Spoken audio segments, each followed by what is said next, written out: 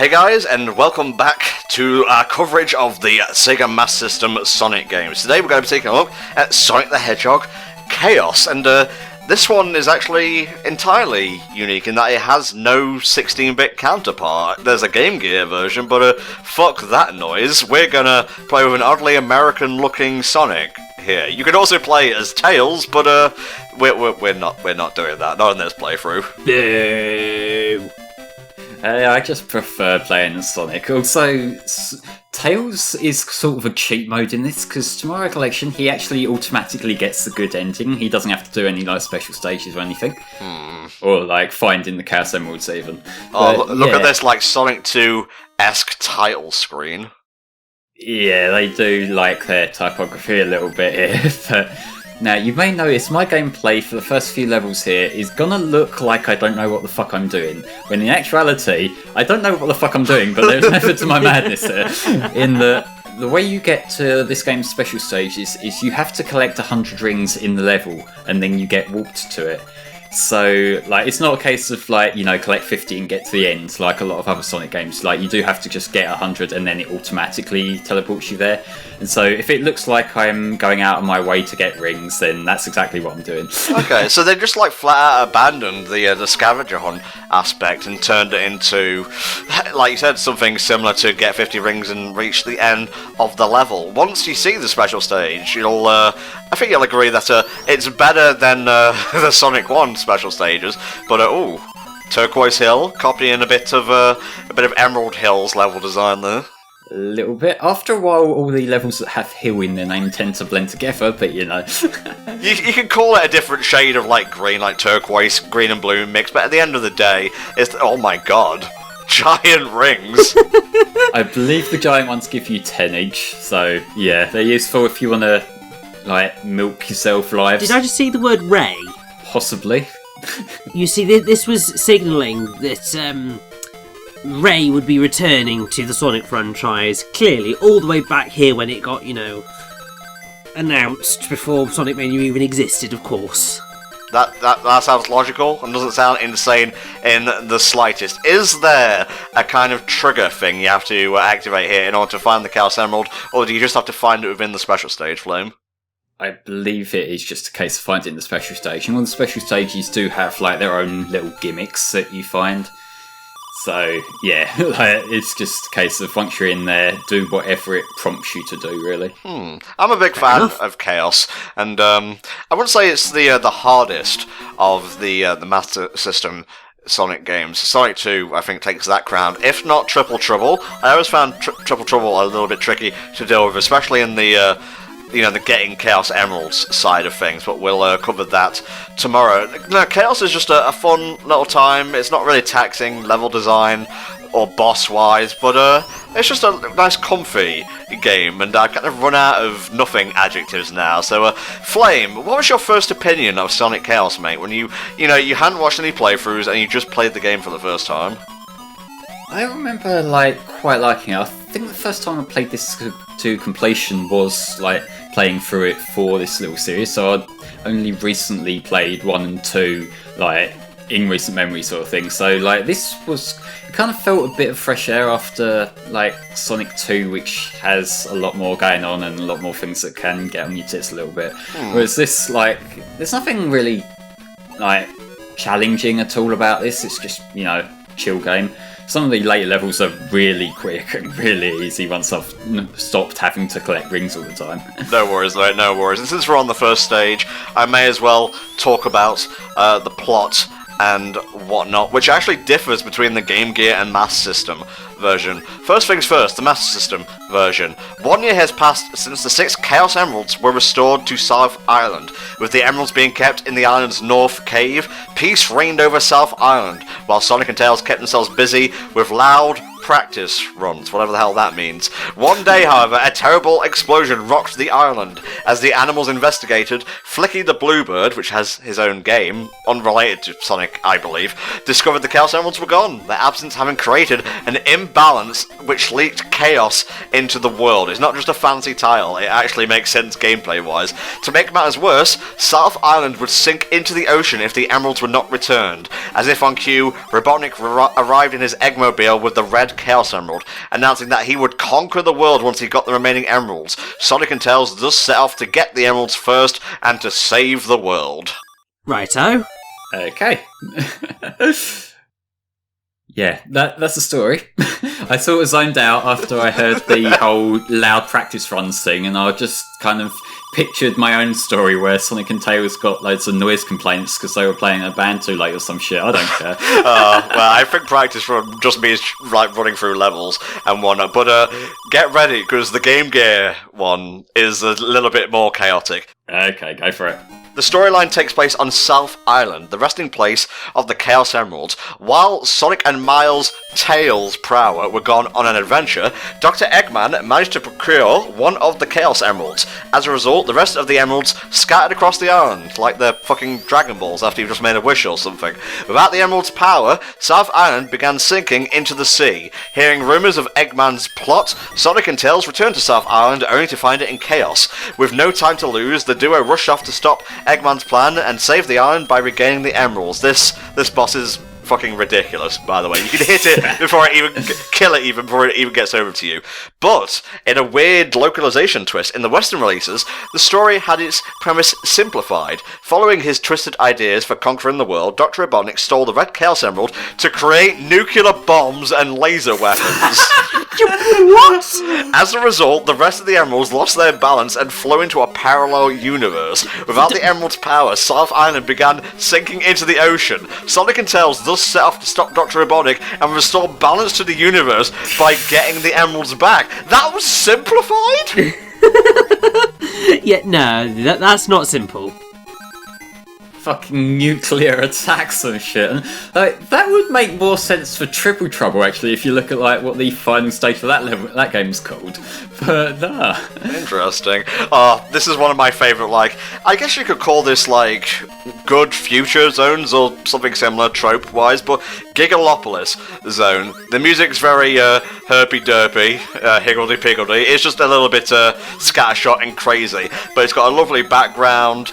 The, level design in general is quite fun. There's loads of tubes everywhere. The boss can be a bit tricky, I would say, for first-time players, but otherwise it's just a lot of fun.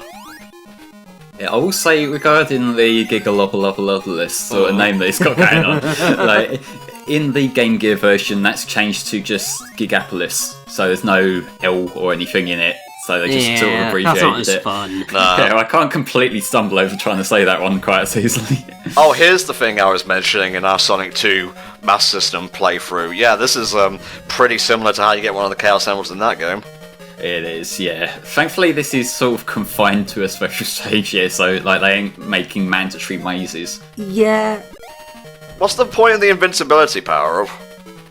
Because you might hurt yourself in this tube with no enemies in it. Okay, I guess I'll just roll with it, I suppose. I don't even know the point of the red X's, but yeah, this is one of those types of Chaos Emeralds where you get one chance to take the correct junction, otherwise you basically fail. Oh, yeah, that's a bit crap. But, I mean, up until that bit at the end, it basically looked like you were doing the same loop, like, 3-4 times in a row, so... I probably was.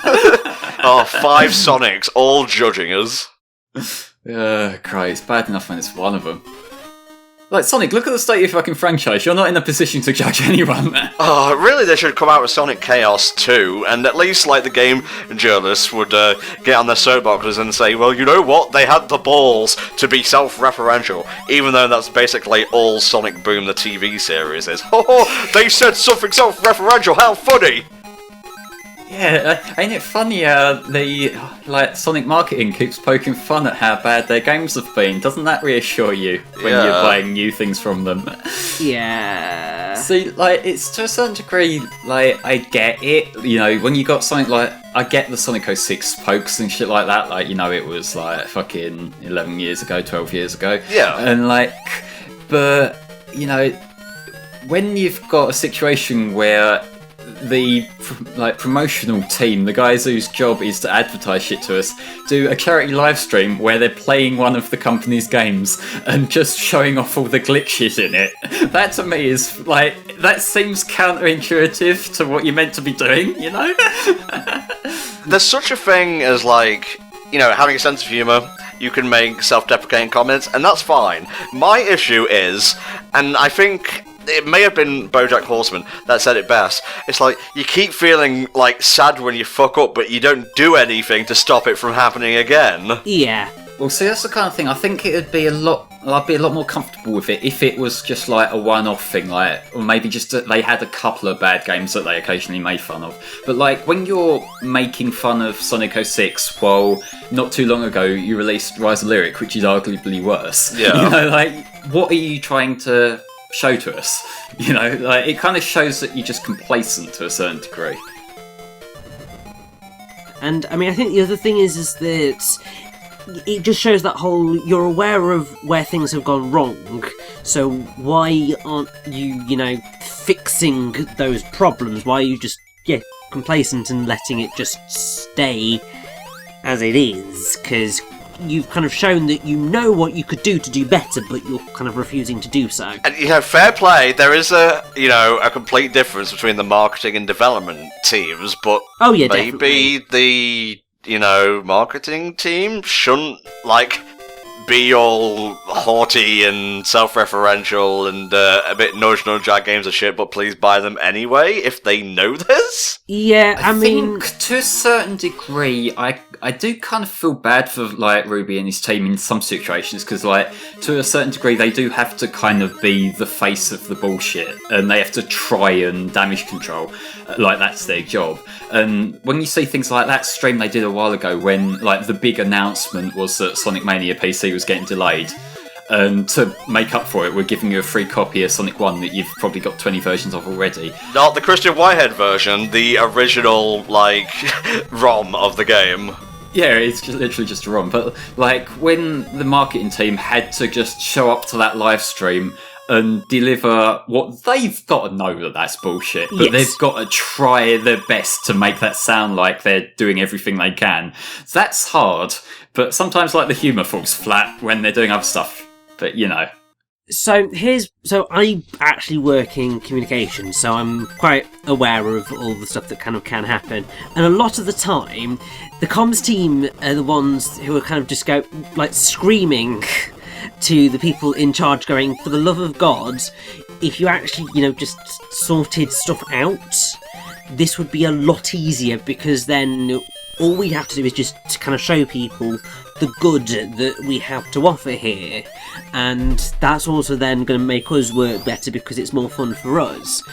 But oftentimes they're the ones who are then locked out of any sort of decision making, because it's like, well, they don't know what they're talking about, they're just here to market the damn thing. Oh. And that's where sort of the problem can come in, because people doing marketing and PR and stuff are very aware of public perception and how their audiences will react to certain bits of news or what have you, but they're oftentimes the last people who get listened to when they're kind of explaining how certain decisions that are made by higher-ups may not necessarily be the smartest ones in the world. let's just hope none of your higher-ups ever check out this video. Well, the thing is that they, I'm sure they are aware, because we've kind of basically said that to them already. But it is a very common thing in marketing and PR and comms, because a lot of people, I don't think, understand actually how important it is in terms of actually getting stuff done. Yeah, see, I'm fortunate because, for my voluntary job, I do the marketing side of stuff for them as well. But I'm lucky to work with people who do generally know what they're doing, so I'm fine. I just got to make me flyers and post stuff on the feeds, and I'm good to go. There you go. There's another bullshit you pop into a spring and you get sent back. But Flame, he's got the reflexes and probably a friggin' retake or two. Is that it? Is that all the emeralds, mate? I believe so. I think this is another one where you get the final emerald from the boss later on. Oh, so, yeah. Of course, yeah. How could I forget the Sonic Chaos lore? You've got entirely too many Sonic heads at this point. Yeah. I might need all them continues, though. It's a challenging game. Shut the fuck up. Yeah, no, I think you'll be fine, Flame. But yes, it's the whole thing of obviously Eggman took the red emerald, so... He's got to build his fucking WMD with that, Alright, I will close this this critique of the PR side of the Sonic franchise by saying, I do get that it's a hard job. I do sympathise with Ruby a lot of the time, but I also know that they're trying to sell a product at the end of the day, and I will not be patronised. I will not be fed a string full of half-truths or sometimes even flat-out lies. And yeah, I will cut him slack 99.9.5% of the time, but the rest of that time, that small sliver, sometimes I'll lose my temper, and yeah, you don't want to piss off a Sonic fan, because, oh my god, what a sad sentence, I'm not even finishing it. Yeah, don't fuck with us, we're Sonic fans. Well, I mean, just going that bit further, it sounds like that where you kind of look at a press or a comms team where you just go, yeah, surely you realise that your company does not have the goodwill to be able to get away with that type of comms and marketing. Might not be the smartest move you've ever made. Maybe don't do that one for once. Yeah, for sure. Well, if for we're sure. going to other Sonic-related criticism, given we're going at the they make silly jokes thing quite a while now, the other thing that I think hurts them with their lack of goodwill is that they like to tease. They like to just show a little bit, drip feed it to us. And, like, kind of when you've called people together for a fucking panel, you kind of expect something a little bit more substantial than just the letter R. Yeah. You know? Yeah. That's something that they've been doing for quite a long time. If it's not that, it's some cryptic little teaser or some fucking, like, take this picture with the Game Grumps for whatever reason or whatever. You know, I just despise bizarre. that, yeah. And the worst one was fucking Sombrero, Pikachu wearing a sombrero, when they were teasing Sonic 4, and it used the classic logo, but then you have Mon Sonic as the actual playable character. Yeah. Oh, Mecha Green Hill Zone! I love this shit. I wonder how long we're going to be in this level. Not very long, because it's super fun. I remember my playthroughs of this. It's very, very short, but I love it. Level design, music, just the concept of, like... 15 seconds. Oh my god. Jesus, Rex. That is one shell fucking level. Ugh, but just the idea of, like, Green Hill being mechanized or roboticized is pretty cool. I don't actually know where I was going with that, but it's a fun level. Nothing much to say about Sleeping Egg, apart from I like the boss, and the level design is kind of cool, with smashing through the blocks. That's why I decided to just let that conversation roll, because there was nothing much else to say. So what you're saying is you love Mecha Green Hill because you love what they did with Green Hill Enforcers. I don't get it. Oh, because that had the robotic shit going on in Green Hill as well. Different kind of roboticization. Yeah, true. It's more like Sandhill. Yeah, oh, you there was no robotization going there. You know better than to confuse me.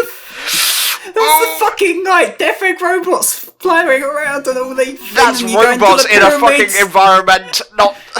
Richie.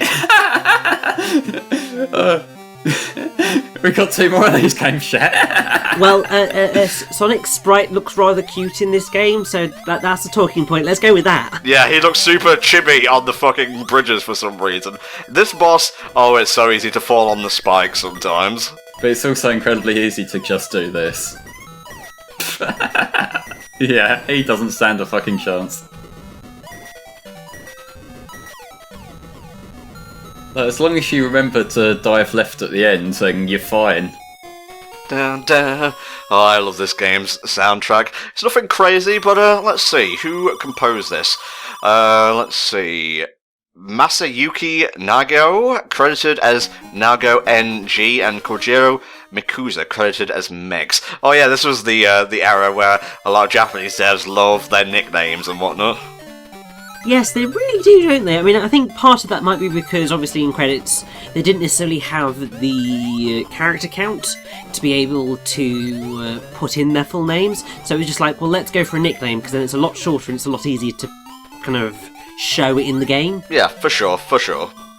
There are corporate reasons why that happens with some things, and it's not all of them, and I don't know if it's the case here, but some companies would be hesitant to give, like, detailed credits to certain stuff, and that's a competition thing, which is a bit shitty, because, like, they didn't want other companies to headhunt their staff. Yeah, I get that.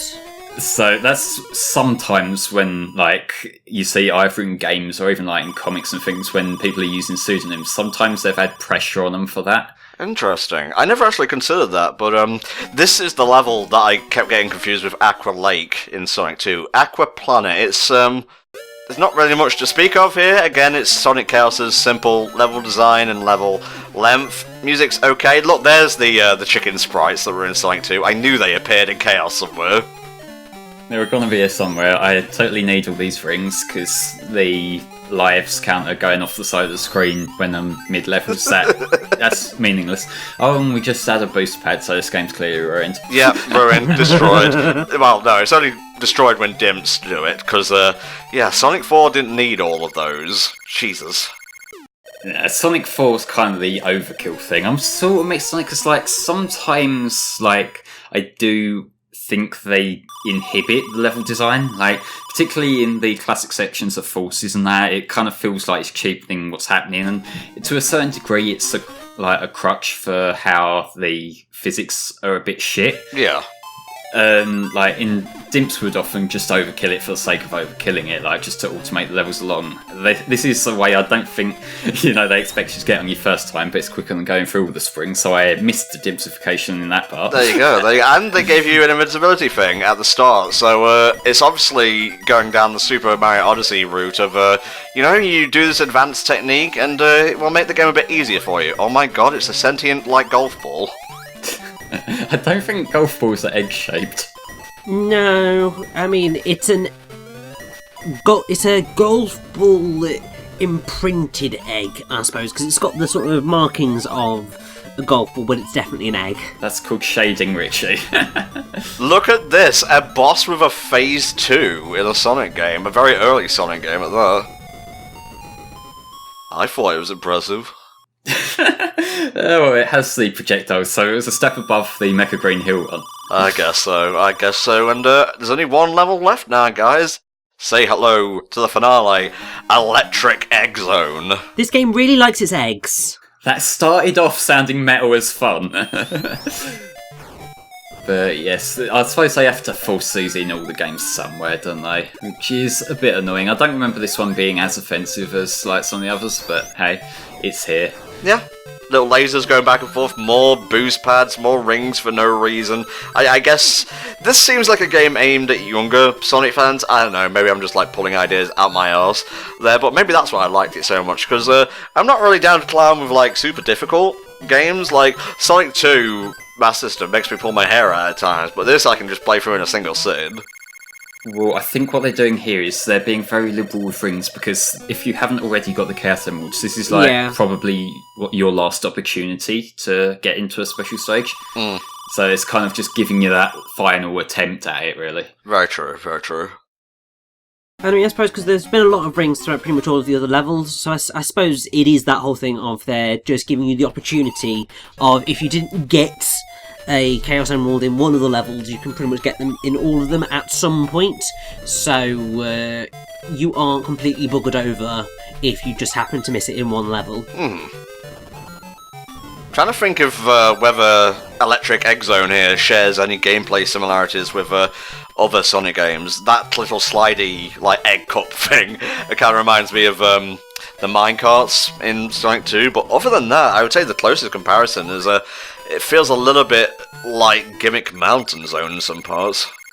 Little bit. Like, the whole techno bass area thing is a trope that they use in a few different games. Like, we had in both Advance and Advance 2, and they had that fucking ugly white one in Advance 3, which... Hey, that level is abysmal. I'm sorry, I heard ugly white thing and assumed you were talking about me. Sorry, that's just a discrepancy in the Discord call. Fucking hell. I am also an ugly white thing, it works itself out. But yeah, it's like they have them slidey things in some of the advanced sections as well. This standing on the platform waiting is a thing that they unfortunately use in quite a few levels throughout Sonic. Oh my god, what's going on with the music? It's actually kind of creepy. This is creepy to you? Yeah, I was a very, very timid child. Don't mock me. Okay, you're a pussy, but the music ain't creepy. Okay, well, describe the final boss for us, mate. He walks backwards and forwards, and as long as you kind of keep on the move, you should be able to dodge these projectiles fairly easily. Well, once again, at least Eggman here is doing the sort of somewhat smart thing of using projectiles that Sonic can't hit back at him, but doing the really stupid thing of just walking backwards and forwards rather than, staying in a corner and just firing a lot, because I think that would probably work out better for him in the long run. And of course, we've got a bit of a phase 2 here with... That was it. Okay, so I was revving up for a bit more commentary, but I guess Eggman's done at this point, and that was Sonic Chaos, guys. He will drop the Emerald, and then we're done. So please join us tomorrow when we check out Sonic Triple Trouble. Bye for now.